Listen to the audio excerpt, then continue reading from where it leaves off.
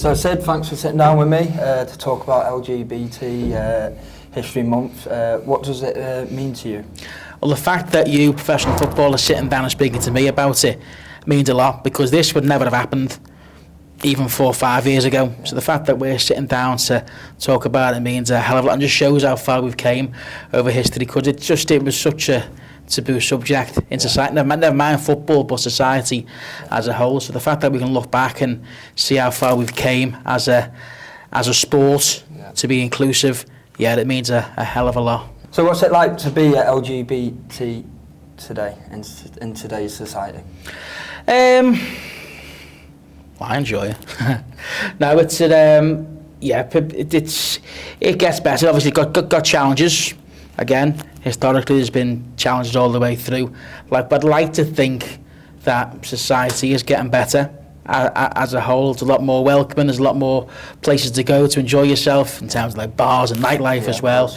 And football clubs too become a lot more inclusive. If you get into that, there's obviously football teams that you can get involved in too. So I think there's to be LGBT in today's society, there's a lot of people. Obviously, there's still problems. Obviously, there's still people who don't accept it.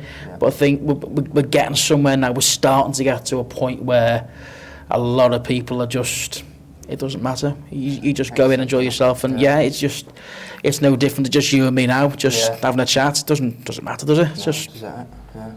Okay.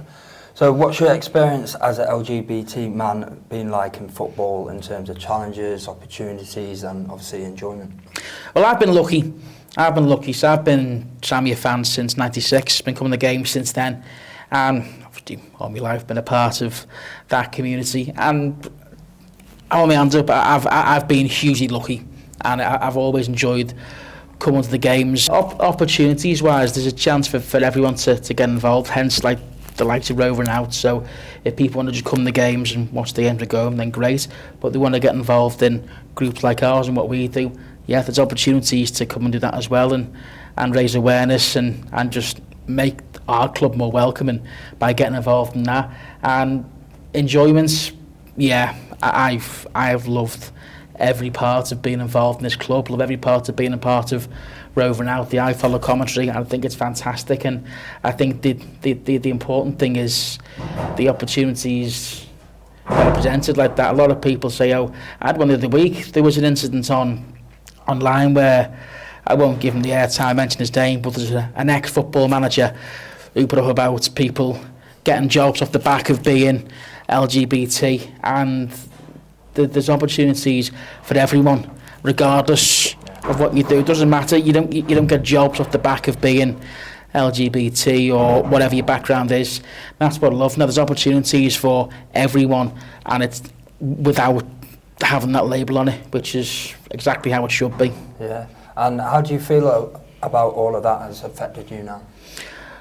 Well, I think without the opportunities, we wouldn't be sat here now talking to you. We wouldn't be able to speak freely about the inclusivity and what we do with Rover and Out at Tranmere Rovers. So I think it's not just affected me, it's obviously it's given me the opportunity to be a part of our club and to commentate every game, which I'm immensely proud of.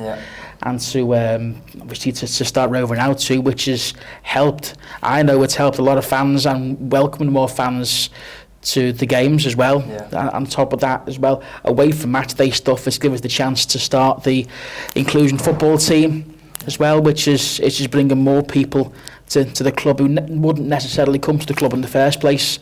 So it's given me the opportunity to make our club even more inclusive than what it already is. Yeah, brilliant. And what are some of the moments in LGBT history you value the most? Well, from a personal point of view, it's how far us as a club have came over the past few years, and Tranmere Rovers to me have always been an inclusive football club.